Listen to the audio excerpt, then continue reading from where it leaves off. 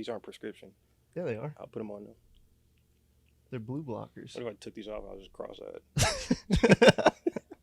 What is that scary movie? Where he's like, take your glasses off. You're beautiful. And he's like, He's cross-eyed as fuck. Yeah. she's like, oh, actually, put these back on. That's you? Don't do me I like dated that. a girl in like elementary school, and she was cross-eyed when she took her glasses off. That's sick. I broke up with her. I mean, Not because of that. What's up, guys? It's Kyle the Worst. This is the Worst Show.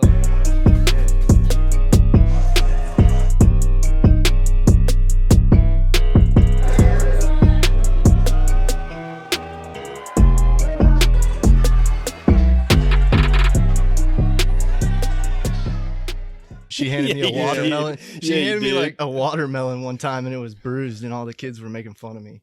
So I broke up with her. Yo, elementary school is a rough time, bro. You're getting picked on for anything. These are not cool. What's up, guys? This is Kyle the Worst. You're watching The Worst Show. As always, I got my co-host with me, Moon. Fuck Terrence on Instagram. And today we got a very special guest. He is a recording artist from Kansas City, Zeph France. Zephaniah. That's your camera. oh, my camera. No, yeah, you're good. That one. So you're from Kansas City. What brought you to Missouri, Columbia? Why you say it like that? University of Missouri. I Going chose to a few college? colleges, but yeah, Hell yeah. Missouri was a cool place. I went to both. So Did you look anywhere else before you decided on Mizzou? I actually looked everywhere else before I started. Oh, shit. Missouri. This is So like this your is last resort. Yeah, you're like, fuck. But it was not really though. Actually, little short story. If you kind of peek back through my discography, anybody that's actually listened to the music like all the way through, not that y'all haven't, but just the OG guys that was really there in the beginning. Short story, basically, I got a scholarship through the school and was able to kind of get it to where I had most of it covered. So this was the best option as far as like coming. I went to wanted to go to Kansas schools for whatever reason, but then it was like You wanted to go to? yeah, I mean, but let's be real. Like KU football is going crazy right now. Yeah. That's crazy. Basketball is always been crazy, so I was just kind of like, the environment. But financially, It hurts and everybody in Missouri to ever say that. Which Yeah. they won't. It's facts. yeah, They're still playing fuck KU at the end of the night at Yeah, the bars. yeah. like, Because they're mad that they like lost. chill. yeah. It's So all good. Go sports. yeah, Do you play sports? I played basketball throughout all the way up until my junior year, but I didn't play my senior year. So yeah. Why? No, Whatever he wants to ask. It's his show. no, no, I didn't play because I had got scoliosis. So Damn. you born with it, but Yeah. I had Yeah, the yeah. surgery to recorrect it and everything. So while it did boost my height, it kind of messed up my athletic Yeah. shit. You know what I'm saying? So that was a weird time, and I just ended up. I had it my sophomore year and had my surgery, and then, no, it was my junior year, and then I ended up being able to play a little bit after that, but going Wasn't the forward, same. it just wasn't the same. So yeah. Wait, did you measure your height before and after? Like, how Yeah. much did you? I was 5'9" when I was going under the knife, There's still hope. and now when I woke up, I was 6'1".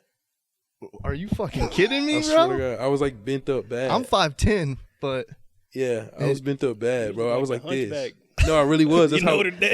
That's how we found out. Because I used to be like lifting weights, and like people would be like, "Bro, like, what's wrong with your back?" And like, what's Shit wrong? like this. It was really like that, yeah. And I went to the doctor, and they did some tests, and took an X-ray, and they had the X-ray. It was like this. damn. Like the Nile River. It looked really? like a Smoky crazy. Mountain or highway. There's still hope for you, dog. Yeah. Well, I don't got scoliosis.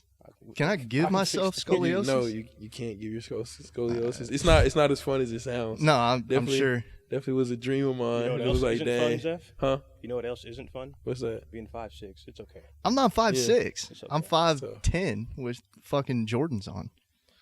So That's why you wear them shoes every day. I put these on because they match the socks right now.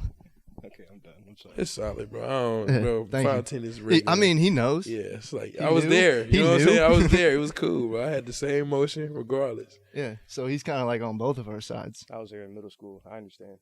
Yeah. I'm just kidding. I was like 4'11" in middle school. But no, so you're a recording artist. I read your like bio on Spotify, and it was like it's hard to put you in a box, basically. Yeah. So like when it comes to music, where did you start? Like what style of music did you start with? So I've been making music my entire life. I started out playing drums in the church, so gospel music is like a big foundation for pretty much everything that I do.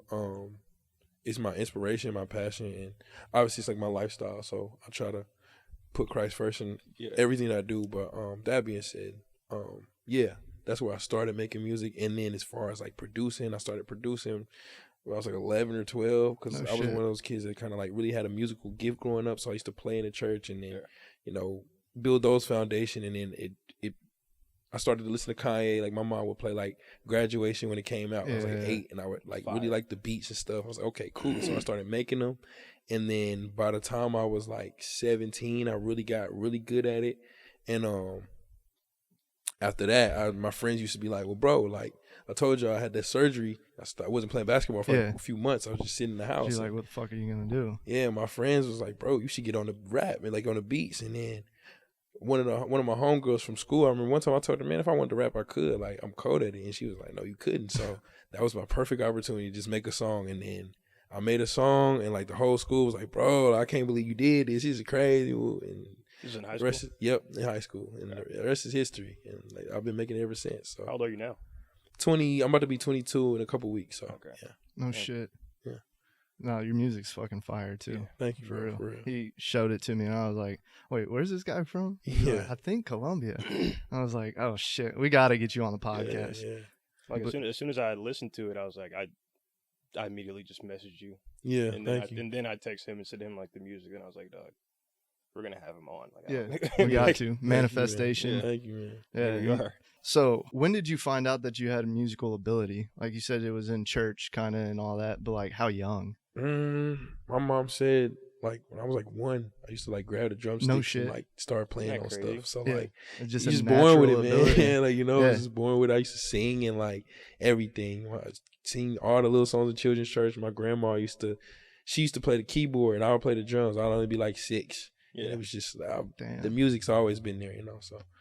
Yeah. And as far as like you had the natural ability or what people would call the talent, and like, how much work did you have to put in to like really develop the skill? Do you think your own sound? Yeah. Oh yeah, hours. Like oh my god, thousands of hours. Like so much time. But when you love it and you already kind of have a foundational base and like you start to understand how it can affect your life, and then you use it as like a tool to express yourself. An emotional outlet, right? It doesn't even feel like work, but music. I tell my friends like, music is me. Like it literally is how I am. So that's how it sounds. Yeah. You said you produce too. So do you like make your own beats? So currently, I started out making them, and then I kind of ventured into like YouTube beats a little bit, and so a lot of that tape had a lot of YouTube beats on there. But yes, which one? Now the recent one, Enjoy. That had a few YouTube beats on there. Just because a lot of times people don't understand how time consuming it can be to perfect the beat and then perfect the rhymes and then sing it, and then you know what I'm saying. So that kind of sped up the process, and but I can make my own beats. I think on my first tape, January 28th, I produced 3 or 4 songs on there, and then this last one I produced 2. So. It's cool. I produced Mood and The Code. I produced those 2. So The Code is fire. I appreciate it. Absolutely. What is it? On and On? It's like you kind of just tell a story on Enjoy, the very first song. And I like related to that so much, and it's just like all that bullshit going on, and it's like you want to do something about it, but you just end up like liking a photo or sharing it, and it's just like, isn't there more that we can do with that? And I really fuck with that message. It gave me like that J. Cole vibe too. Not like the song itself, but like your way to explain things and like put it and paint a picture in my head to make me relate to it. I think that itself is a talent. I appreciate it. Thank you. What do you think like the biggest obstacle you've had to overcome making music was? When it comes to making music, I'll say not relying on inspiration, not relying on the feeling of whether or not you think it's right. Because a lot of the times, there's an understanding of, at least as an artist, that you have to at least come to the understanding that you're not always going to get it right. When it, like My Mind, that song, I probably played that song for 6 months before I showed it to anybody. It was like, oh man, like, is it cool? Y'all like it? And it's like every time I was playing, they'd be like, yes, bro. And then I would be like, I don't like it. It's not, comparing myself to other people, and I'm not getting the reaction that I might want. What Drake said, he was like, Pac never tried to sing like Mike. Mike never tried to sing. So overcoming those kinds of things. Yeah. But not relying on that feeling of like this is it. Whenever you're like a creator or like doing anything, it's so easy to overthink what you're doing, like your own, because it's like a comparison and everything. I think G-Eazy said it, but like the mind of a perfectionist is always in pain. So it's like you can listen to it over and over and over again, but you're always going to find something that you don't like, or like, damn, like I wish it was like this, or wish it was like this. Yeah, absolutely. So it's very hard to overcome that, but just not think too much about it. And I'll say, just to add to that, it's like, I don't think people understand, and creators can probably understand the euphoria you feel when you actually can just sit and write it and it comes out completely perfect. That happens every once in a while, where it's like, oh wow, this is the song, and I didn't have to like stress about it. It's like the lines wrote themselves, or the angle found itself, for a photographer, or the shot or whatever. It's just like those moments are so euphoric, and you're like, I knew this was it. Yeah. So you're trying to get back to that, and it's like, that's not how it works. It's just it's like those once in a blue moon sort of things. But you hear that all the time about major artists too, where it's like they just made the song in 15 minutes type shit, and it ended up being like the #1 hit of the year that year. It's fucking crazy. Yeah. So we got a show coming up, and you're going to be on the show. Mm-hmm. You're down to be on it. You know that there's 2 people with the name France on there. Did you notice that? I also saw that. I was like, oh, that's crazy. I never heard somebody with the last name France before, but that's cool. Yeah, she's cool. She headlined the last one. Okay. And it was actually her first performance she ever did. Oh, wow. Yeah, and we put her on, and she absolutely killed it. Yeah. That's crazy, yeah. How many shows have you done, like performed at, would you say? Well, I first started performing in 2019 because my first project that I ever released, because like I say, I made that song in this artist kind of journey. It started in 2018, but then 2018, and for a while I just kind of was like still trying to do sports things, still in high school, whatever. And I didn't have a mic at the time, so I would have to go to my friend's house and figure that whole thing out. And ultimately, in 2019 is when I started to really kind of take the rapper identity onto hand. I'm not naturally like a super out there person, so that was a whole process. But that being said, late 2019, I had my first like official show. My boy Ashawn, he lives in Kansas City, but he's a rapper out there, really dope, talented guy. But that being said, he put me on his first show, and his show, and it was my first time performing, and then I've been performing ever since. So if I had to count, I can't. It's too many. I've just been going full send ever since. Yeah. Like when every opportunity you get. Yeah. And I guess more so when you say shows, I don't know, because then I do Soul and like it's like there's open mics and then there's shows. Got you. There's like a difference between those two things. And, and it's like the more artists that are on the set, it's more of an open mic. Yeah. You know what I mean? Yeah. But then you get into like the festivals and stuff, which are like a couple days long, where you just have it going all day. Like what was it, Indie Fest? That was just happening. Yeah. Did you hear about Indie Fest? Mm-mm. It was like a all weekend show. It had like over 30 plus artists on it, and it was over at Rose Music Hall. But I went and checked it out. Oh, okay. I think I know what you're talking about. Yeah, I think I know what you're talking about. Yeah, my friend, I had a friend that was in a band that told me about it. He did one. Yeah, he was like one of the first people, and he was like, it was crazy, bro. Yeah, it's cool. It was pretty cool. Yeah. I think Terrence left early. Yeah, because he always leaves early. Normally I'll be leaving early too. I got to ski out of there. I mean, I just like to show face. You got a wife and kids at home. So. Yeah. Congrats. What's that like? His kids are cats. Yeah, I don't know why you said that. My bad. I mean, it's still a responsibility. Yeah, it is. You guys wouldn't understand. For sure. And your cats are assholes just like you are. That's crazy. That's not true either. Don't tell them I said that. Very They nice just started warming up to me. A very nice person. Hey, dude, so the cover art for the album, who made that? Oh, I did. You made that shit? Yeah, because I was trying to figure out what I was going to do for the cover art for months. I was like, bro, what am I going to do? I couldn't figure out anything. Overthinking it. And then, not even that. Well, yeah, I don't know. I feel that. Pretty much. And like, I took a picture and was like, man, I had some album inspiration because, you know, just from looking at other album covers and stuff, and was inspired by Mac. I was gonna say it's very Mac Miller-esque. That was the guy I was gonna say. But yeah, R.I.P. But yeah. That being said, was inspired by that and was like, man, I could probably make this, and then did it. Just kind of cut it out. Yeah. You got like a basic knowledge of Photoshop and shit like that, or? Actually, no. I downloaded the free trial. Oh, hell yeah. Cut out my face and deleted the free trial and then took what I needed. It's like that sometimes, though. You know what you need it for. You're just going to utilize it. And that was it. Yeah. I always fuck up and forget to unsubscribe or like deactivate it. And so I'm like, I got like 13 different subscriptions right now that I'm paying for. I'm just like, fuck. Yeah, that's crazy. Nah, that's actually crazy. Nah, when that overdraft and then they hit you with a 30, you be like, for overdrafting. I knew that was coming. So let me go ahead. Bullshit. Yeah, no, so. So would you say like Mac's one of your inspirations? Or who are some of your like major inspirations? You know what I mean? I know you're like church has inspired you, but besides that, like where do you find inspiration to make your music? Musically, I would, like I said, to answer your first question, I wouldn't say Mac inspired me like musically. I was definitely a fan of what he did, and I liked it, especially his last album was really cool to me because I listened to some of the stuff in the beginning, but what's it called? Faces, that mixtape? Oh, crazy. Yeah.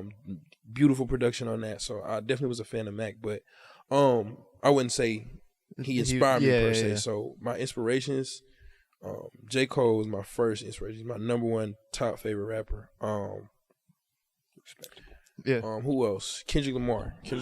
You're just naming goats right now. Objectively one of the greatest rappers like that has touched the pen, like literally put it together. Drake.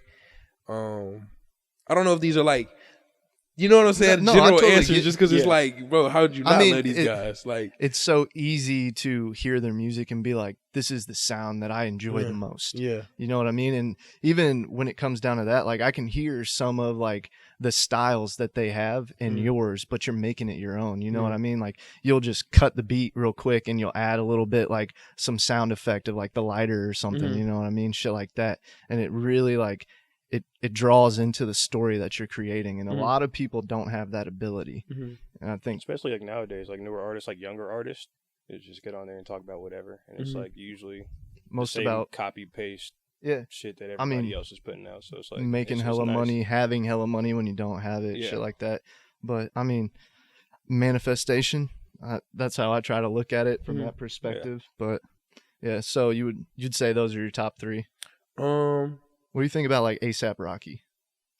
I'm not super big on A$AP Rocky, and I mean, like I say, I'm definitely into like hearing what people do. He has a few songs that I'm like, okay, these are cool, but I just never dug deep into his catalog. You know, it's hard when you have so many people. There's so many artists. Yeah, so many people that I like Roddy a lot. Roddy Ricch. Oh yeah, man, godly. Roddy is top, bro. That's my dude. Really? Lil Baby. Every song that Roddy comes out with, I'm just like, it's got me feeling like late at night. When that song came out, I was like, "Oh man, I'll be singing that in the car like so loud. I gotta roll the windows up." Yeah, dude's cold, bro. Who else, man? We could go on, bro. I love all these guys. On and on. That's actually so crazy because people hate on Roddy. Yeah, no, for sure. I get laughed at. Like, I told a guy that Roddy Ricch was like top 5. He just bust out laughing. Like, are you serious? I was like, yeah, bro. I just think it's like I don't know if people actually hate him because like they listen to his music and like they like made like an objective decision, not like that they hate him. Or if they're just like going off like what the internet says and like, oh, the internet is saying like Roddy Ricch is trash, so it's like he must be trash. Yeah, that's like, pretty much it is. Yeah, sheep mentality. Yes. Everybody's like, oh, let's do this. Oh, I forgot. Yay, that's like that's it. Like yay, like oh man, I forgot. Like he's the one. Like that's absolutely Neo prototype. I like Ye's music, but I hate his personality on the internet. It's actually crazy. It's tough. It's a tough thing to be dealing with, especially like the mental health aspect of all of it. And you know, like I try to think that he knows something that we don't know in that form, and that's why he is who he is. Yeah. Ultimately, I can say that, you know, there's people that say you can't separate the music from the artist, and that's true, right? You have to understand that that's a full package as far as your support, right? But if I can objectively look at it, if I'm just looking at the music for what it is, I'm not separate. You know what I'm saying? Like supporting the artist and being a proponent of who they are and everything. Crazy. Like that's how I feel about whenever people say like they hate R. Kelly now. It's like, yeah, he sucks as like a person, but you cannot tell me Ignition does not still go hard. It's like I won't listen to it. You can't listen to it. I don't support him. I don't listen to it. I can objectively say, hey, look, this man has contributed too much to a sound to just say that it would be different had he left. You know what I'm saying? It wouldn't be different had he left. Like you can just, hey, look, the credit is there, but the support is not. You know what I'm saying? Yeah, there's so many artists like that too. Yeah, so a lot of Tory Lanez, Chris Brown, R. Kelly. Yeah. Like the See, I fuck with Tory Lanez. Yeah, so do I like his music. So do I. Especially that old school album that he put out. What is that, like 70s or 80s style? You know what I'm talking about? Oh wait, this is one of his like he dropped so much. It was shit. one of the late. Yeah, he's one of those consistent rappers that is always dropping new stuff. I think he just dropped an album too. Oh yeah, I kind of fuck with it too. Sorry for what?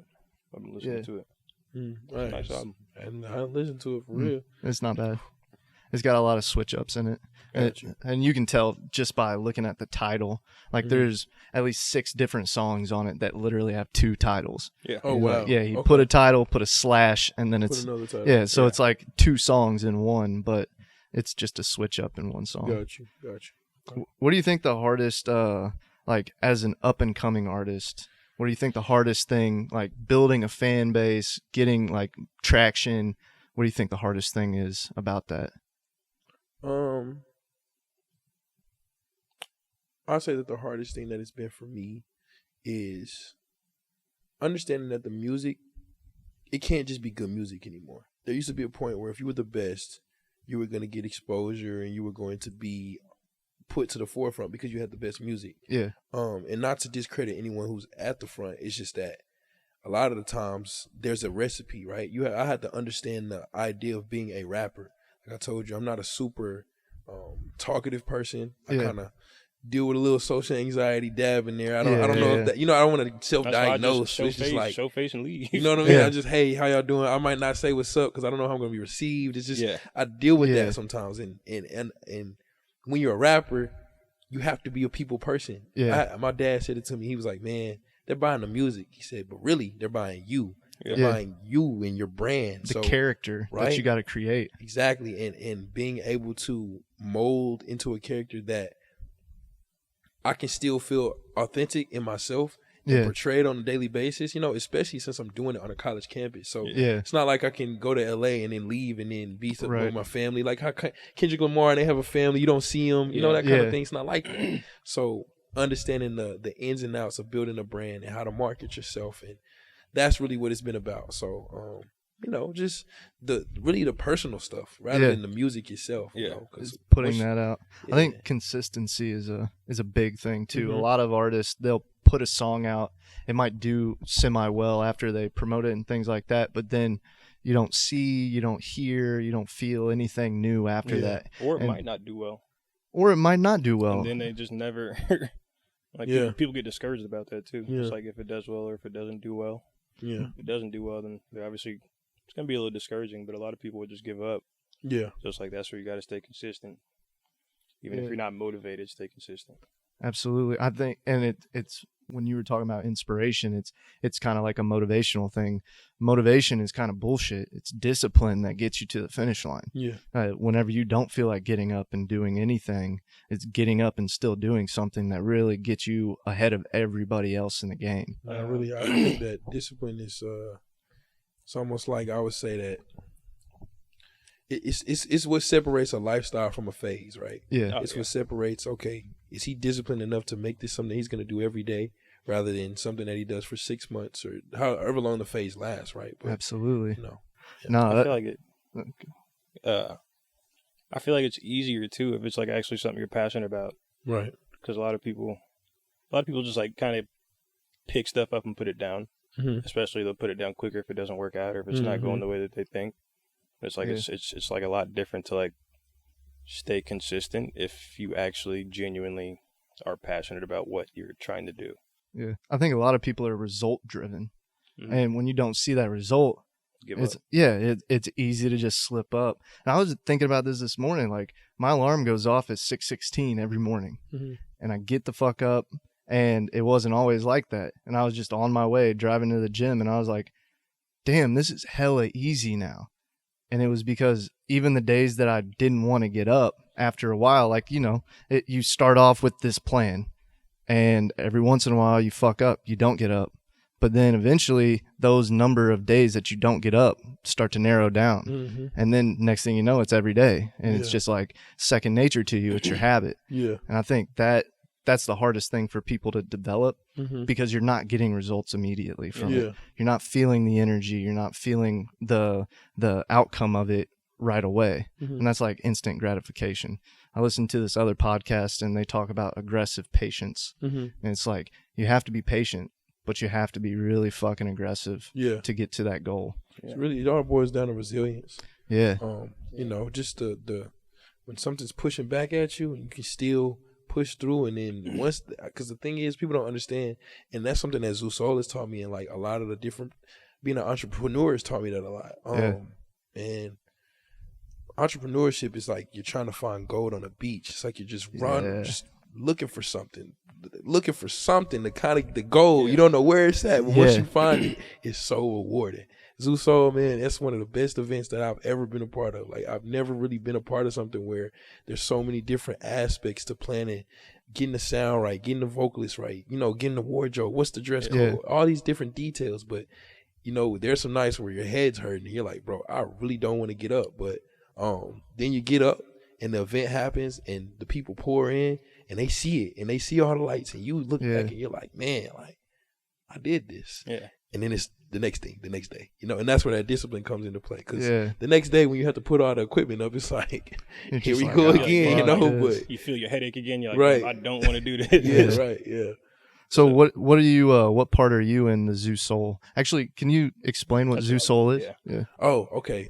So Zeph Soul is really expanding itself into a real brand. But basically, what we do is we try to, you know, engage people in African American culture through an open mic. And this might expand to different events, so I want to leave it open. But currently, what we do is we throw an open mic once a month, and it is at Mizzou, located at Mizzou, and it's a group of about, I think we've expanded to like 14 people now. So we have a creative team, we have a band, we have vocalists, and our biggest thing is really just allowing people to get on the stage and share their gifts through poetry, rapping, singing, anything that you can think of. So it's open to students and the community, but students are preferred. So if anybody wants to sign up, then it would just be, you understand that students come first. Of course. So you know Kai Colors? Yeah, that's the bro. Yeah, dude. The Zeph Soul that I went to, I heard him. I was like, damn, this dude's got something special. Oh yeah, that's my bro. That's the homie. Him and Deshaun came last, what was that, May or April? Yeah, April. That's when I was there. Yeah, that was crazy. Yeah, you saw a good show then. They had the lights up. It was bouncing in there for sure. So what was it like getting the traction for it? Like, where did the idea start and all of that with Zeph Soul? So I will say I didn't come up with the idea of Zeph Soul. Right. It was actually something that I think was established in 2016. So I don't even know the person who made it up, and would love to meet you. So if you see this, but anyways, it was something that I became aware of when I came here in 2019. I was looking for a way to kind of like outlet my rap gift and like really kind of build something, and ultimately I rapped, and then it led me to some more opportunities, and it was kind of buzzing on campus. Like, people knew me as a little rap dude. I'm like, okay, cool. So as a freshman, they gave me my little clout, my little boost, you know. So anyways, that being said, then COVID happened, and it was like gone, you know, because with no events and anything, it was just we had to kind of shut it all the way down, and we didn't really have a good smooth transition from COVID into out of it. So that being said, I got together with a girl named Gabby. Her name's Gabby Salinas. We got together and we cultivated, got some talented instrumentalists on campus and started to perform, and our community is just really strong. So it didn't take a lot for it to gain traction, because like I said, that work we put in, it showed in the event. It showed that we cared about it. And when people saw that, they gravitate. And now it's just huge. So it's a free thing, isn't it? Yeah. Just That's fucking wild. Yeah. Hey, well, I'm gonna let you get to work.